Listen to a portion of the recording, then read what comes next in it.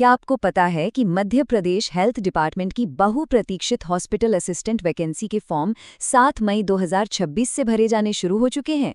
ये सरकारी नौकरी पाने का एक शानदार, बिल्कुल गोल्डन चांस है। लेकिन रुकिए, फॉर्म भरने के लिए तुरंत भागने की कोई जरूरत नहीं है, क्योंकि इस पूरी प्रक्रिया में एक बहुत बड़ा खतरा छिपा है। ध्यान दीजिएगा, फॉर्म भरते समय की गई एक छोटी सी गलती और पूरा का पूरा फॉर्म सीधा रिजेक्ट। लिटरली कोई दूसरा मौका नहीं मिलेगा। 90% से ज्यादा कैंडिडेट्स केवल इसलिए इस रेस से बाहर हो जाते हैं क्योंकि उन्होंने फॉर्म भरने में कोई सिली मिस्टेक कर दी। तो इस एक्सप्लेनर में हम हर उस जाल और गलती से बचने का एकदम सटीक तरीका डिकोड करेंगे। आज हम क्या क्या कवर करने वाले हैं उस पर एक क्विक नजर डालते हैं। हम बात करेंगे वैकेंसी के डिटेल्स और फायदों की, फिर इंपॉर्टेंट डेट्स, फीस और एलिजिबिलिटी को देखेंगे। उसके बाद जरूरी डॉक्यूमेंट्स, फॉर्म भरने का स्टेप बाय स्टेप प्रोसेस, बचने के लिए टॉप मिस्टेक्स और आखिर में एग्जाम पैटर्न के साथ कुछ कमाल के स्मार्ट टिप्स डिस्कस करेंगे।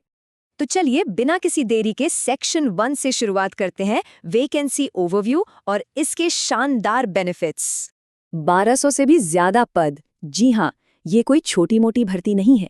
इतने बड़े लेवल पर परमानेंट सरकारी वैकेंसी का आना सच में एक रेयर मौका है। ये एक पूरी तरह से स्थायी नौकरी है जो एक बेहतरीन करियर और एकदम सिक्योर फ्यूचर की गारंटी देती है। और अब बात करते हैं उस चीज की जो सबसे बड़ा मोटिवेशन है, सैलरी। हर महीने 49,000 रुपीस तक की शानदार सैलरी यहाँ मिल सकती है। और तो और एक सरकारी कर्मचारी होने के नाते सरकार की तरफ से मिलने वाले बाकी भत्ते और एक्स्ट्रा बेनिफिट्स तो अलग से जुड़ेंगे। मतलब फाइनेंशियली ये एक बहुत ही सॉलिड शुरुआत है।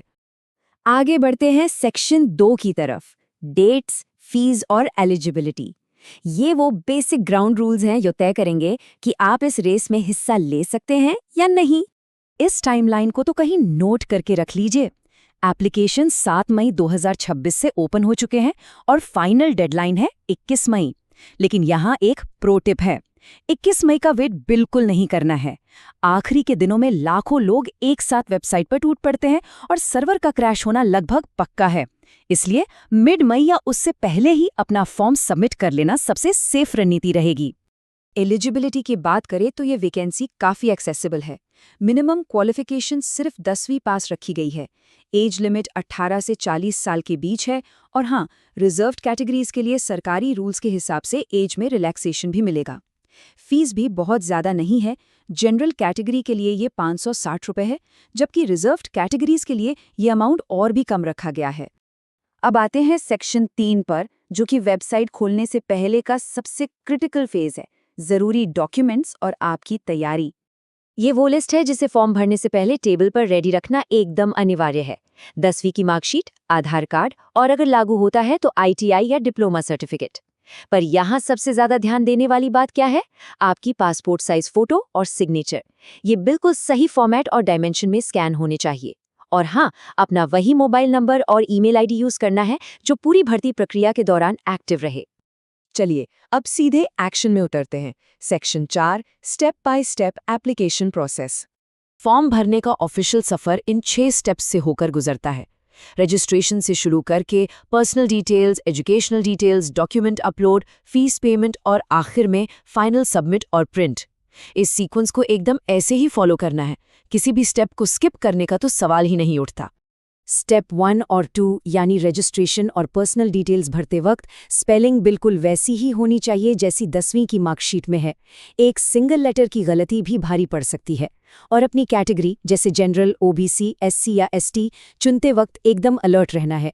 एक गलत क्लिक और रिजर्वेशन के सारे फायदे हमेशा के लिए हाथ से निकल सकते हैं। स्टेप 4 में डॉक्यूमेंट्स अपलोड करते टाइम श्योर करना है कि फोटो और सिग्नेचर एकदम क्लियर हों। थोड़ी सी भी ब्लर इमेज तुरंत रिजेक्ट कर दी जाएगी। और स्टेप 5 में जब तक फीस पेमेंट का कंफर्मेशन मैसेज स्क्रीन पर ना आ जाए, प्रोसेस को पूरा मत मानिएगा। अधूरा पेमेंट आपके फॉर्म को सीधा डस्टबिन में डाल देगा। अब हम आ गए हैं इस एक्सप्लेनर के सबसे इंपॉर्टेंट हिस्से पर, section 5, top mistakes to avoid. इस लिस्ट को बहुत ही ध्यान से देखिएगा क्योंकि 90% कैंडिडेट्स यही मिस्टेक्स करके बाहर होते हैं। नाम की स्पेलिंग का मैच ना होना, गलत कैटेगरी सिलेक्ट कर लेना, गलत डायमेंशन में फोटो या सिग्नेचर अपलोड करना, गलत डॉक्यूमेंट्स अटैच कर देना या फिर जल्दबाजी में पेमेंट अधूरा छोड़ देना।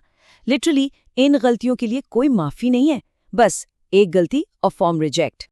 अगर आपका फॉर्म सही से एक्सेप्ट हो गया तो अगली चुनौती क्या है? चलिए देखते हैं सेक्शन 6 एग्जाम पैटर्न और कुछ स्मार्ट टिप्स में। एग्जाम का पैटर्न देखने में बहुत ही सीधा और सिंपल लगता है। टोटल 100 सवाल होंगे 100 मार्क्स के लिए और पूरे 2 घंटे का टाइम मिलेगा पेपर सॉल्व करने के लिए। सुनने में बड़ा आसान लग रहा है ना? लेकिन रुकिए, इस पेपर में एक बहुत बड़ा ट्विस्ट छिपा है। ये जो नंबर स्क्रीन पर दिख रहा है ना, -0.25, यही असली गेम चेंजर है। यहाँ नेगेटिव मार्किंग का बहुत ही स्ट्रिक्ट रूल है। हर एक गलत जवाब देने पर सही कमाए हुए मार्क्स में से 0.25 मार्क्स काट लिए जाएंगे। मतलब तुक्केबाजी यहाँ बिल्कुल नहीं चलेगी। एक्यूरेसी ही सफलता की असली चाबी है। अब फॉर्म भरने और एग्जाम तक पहुंचने के लिए कुछ बहुत ही काम की स्मार्ट टिप्स। सबसे पहली और बड़ी सलाह, फॉर्म भरने के लिए कभी भी मोबाइल फ़ोन का यूज़ ना करें। हमेशा लैपटॉप या डेस्कटॉप का ही इस्तेमाल करना है। इंटरनेट कनेक्शन एकदम स्टेबल होना चाहिए। लास्ट डेट का वेट किए बिना अप्लाई करना है। और सबसे ज़रूरी, अपने पास एक स्क्रीनशॉट और फाइनल प्रिंटआउट प्रूफ के तौर पर ज़रूर सेव करके रखना है। तो कंक्लूजन यही है कि फाइनल सबमिट बटन दबाने से पहले अपनी दर्ज की गई एक एक डिटेल को डबल चेक करना मस्ट है। जरा सोचिए, क्या आज फॉर्म भरने में दिखाई गई एक छोटी सी सावधानी कल के एक सिक्योर और परमानेंट फ्यूचर की चाबी नहीं बन सकती? अगर ये एक्सप्लेनर हेल्पफुल लगा हो तो प्लीज़ इसे लाइक करें, चैनल को सब्सक्राइब करें और इसे अपने साथी कैंडिडेट्स के साथ ज़रूर शेयर करें ताकि वो भी फॉर्म रिजेक्ट होने वाली इन सिली मिस्टेक्स से बच सकें।